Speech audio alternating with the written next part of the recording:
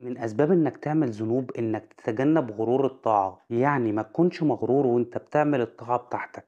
لازم تعمل ذنوب عشان تحس بالنقص دايما وما توصلش للمثالية وتيجي بقى تتكبر على غيرك. مش بس كده، ده أنت تلاقي نفسك بتتكبر على ربنا وتتنطط على الناس وتقعد تحاسبهم. قصص الغرور كتير قوي ونهايتها بتبقى صعبة جدا، من أول فرعون لما قال أنا ربكم الأعلى لحد هتلر وموسوليني، كلهم كانوا نهايتهم وحشة. كل واحد مننا جواه صوت جواه بيقعد يتكلم معاه. ممكن تكون شايف ان الصوت اللي جواك ده محايد، بس تعالى لما اقولك على حاجة. الغرور ده عامل زي المجرم، بيأثر على الصوت اللي جواك وبيخليك تعمل اي حاجة. تعالى لما نتكلم على الغرور شوية. يلا بقى روح اعمل لك كوباية الشاي وتعالى، عشان انا هطول معاك سيكا.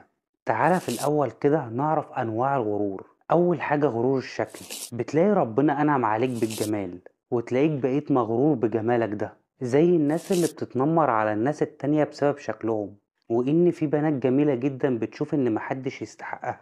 كان في واحدة بتحكي وبتقول ان هي كانت جميلة جدا وكان بيتقدم لها عرسان كتير كل يوم، بس هي كانت مغرورة بجمالها قوي وكانت بترفض العرسان ديت على أي عيب حتى لو كان صغير.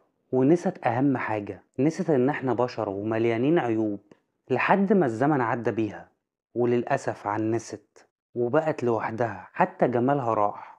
تاني حاجة غرور العلم، تلاقي ربنا بينعم على بعض الناس بالعقل والعلم، فبدل ما يستخدموا العلم ده في تأمل خلق الله، للأسف يا صاحبي الغرور بيخلوهم يستخدموه بالعكس وبيلاقوا نفسهم في الآخر بيتكبروا على ربنا. تالت حاجة غرور المعاصي، الشخص اللي مش همه المعاصي اللي هو بيعملها أيا كانت صغيرة أو كبيرة. يعني مثلا الناس اللي بتحلل العلاقة ما بين الولد والبنت، انت تعرف ان ديت أسهل طريقة ممكن يخش لك منها الشيطان.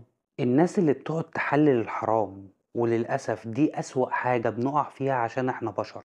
بس في فرق ان احنا نعرف ان ده غلط وبين ان انا اعمل الغلط واحلله لنفسي. انت كده بتبقى بتتجرأ على ربنا.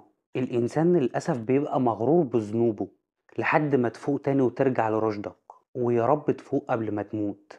تعالى بقى نروح لغرور الطاعة، وده اخطر انواع الغرور. بتلاقي الواحد بيفكر ان بسبب طاعته ديت انه يستحق اعلى الدرجات، وهنا بقى بيبدأ يحاسب الناس على أعمالهم لغاية ما واحدة واحدة يقع في الذنوب. القلوب بإيد ربنا، ممكن بسهولة جدا فاسق يتوب، وللأسف ممكن برضك بسهولة جدا صالح يتنكس. الشخص المغرور ده ممكن فعلا تكون عنده موهبة وكفاءة، والموهبة ديت تخليه شخص ناجح، بس عارف المشكلة في إيه؟ لما تتعود على نظرة الناس الإيجابية، هتحس بعد كده إن النظرة ديت من حقك، وهو شايف نفسه دايما صح. فلو في حد بقى جه قال له انت وحش، بيفتكرها مؤامرة عليه. علم النفس صنف المغرورين دول لأربع أصناف. الصنف الأول كفاءة منخفضة وغرور منخفض، والأشخاص دول عمرهم ما بيوصلوا لمناصب عالية، ولو وصلوا بتكون بالواسطة.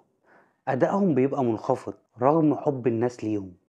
تاني صنف بتبقى كفاءتهم مرتفعة وغرورهم بيبقى منخفض، والأشخاص دول بيبقوا مبدعين جدا في مجالهم، بس مش بيعرفوا يسوقوا نفسهم ولا كفاءتهم بشكل كويس خالص. تالت صنف بتبقى كفاءتهم منخفضة وغرورهم عالي، وده أخطر نوع علشان هو مش عارف حدود إمكانياته وبيرفض أي طلب للمشورة، هو شايف نفسه صح.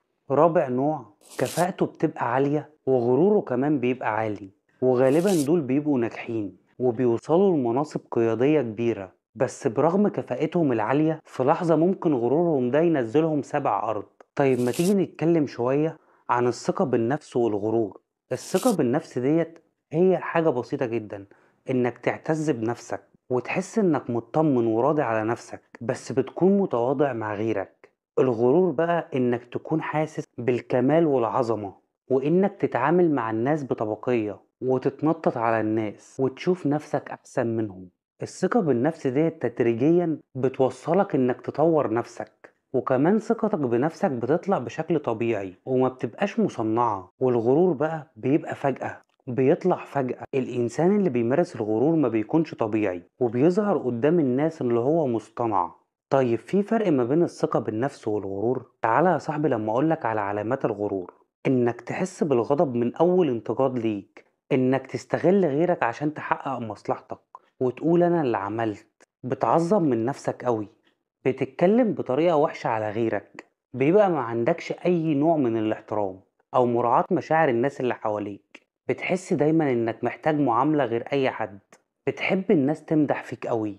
تعالى يا صاحبي لما أقولك على حاجة قبل ما أخلص. معلش أنا طولت عليك أوي النهاردة، بس أنا قلت أخليها حلقة حلوة. في الآخر أنا عايز أقولك على جملة عظيمة: اوعى تحتكر عاصي قدام ضعفه لشهواته. ممكن انت تكون فاكر ان انت راضي ربنا وتنام وانت مطمن، وهو عاصي وينام دمعته على عينه من خوفه من ربنا، فربنا يقبله هو وانت لأ. انا كده خلصت معاك النهاردة، يلا سلام.